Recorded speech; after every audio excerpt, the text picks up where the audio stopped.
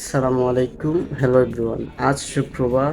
আজকে ফিতরা নিয়ে আলোচনা করা হয়েছে প্রত্যেকটা মসজিদে। আজকের আলোচনা যদি ইমাম সাহেবদের মুখ থেকে যদি না বোঝেন, তাহলে অবশ্যই এই ভিডিওটা আপনার জন্য কন্টিনিউ করবেন শেষ পর্যন্ত ইনশাআল্লাহ। এই ফিতর প্রত্যেক মুসলমানদের জন্য একটি গুরুত্বপূর্ণ, যেটা বছর শেষ হলে বান্দার হক আদায় করতে হয় আল্লাহর কাছে। প্রত্যেক বছরে রমাদানের শেষে সাদকায়ে ফিতর মুসলমান যারা তারা প্রদান করে থাকে প্রত্যেক বছরে। এবার সবাই জানতে চায় যে এবারে কত করে আমরা সাদকায়ে ফিতর প্রদান করে থাকবো, এটা সবার প্রশ্ন। কিন্তু ফিতরা এই বছরে আমরা একবারই আদায় করে থাকি, এই জন্য এর বিধিবিধান মাসালাগুলো জানা দরকার। জানার ইচ্ছা হয় সর্বপ্রথম সাদকাতুল ফিতর কি।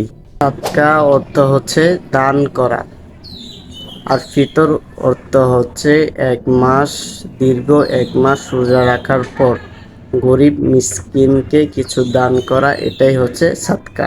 তাহলে আমরা সাদকাতুল ফিতর কি এটা জানলাম। এখন জানবো সাদকাতুল ফিতর কি পরিমাণে আমরা দান করব অথবা প্রদান করব এতিম মিসকিনকে। যদি পণ্য প্রদান করতে চান তাহলে জব, খেজুর, আটা, পানি ইত্যাদি প্রদান করতে পারেন। যদি দান করতে চান তাহলে জব 3 কেজির উপরে 3.5 কেজি প্রদান করতে হবে, খেজুর 3.5 কেজি, পনির 3.5 কেজি, প্রত্যেকটা পণ্যই 3.5 কেজির উপরে দান করতে হবে এতিম মিসকিনকে। আর এর পরিবর্তে যদি টাকা দান করতে চান তাহলে আরেকটা নিয়ম আছে আপনাদের জন্য। এবং জব, খেজুর, পনির, আটা, গম ইত্যাদিগুলো মূল্য কত টাকা হবে সেটা স্ক্রিনে দেওয়া হলো, আপনারা দেখে নেবেন দুটোটাই ইনশাআল্লাহ।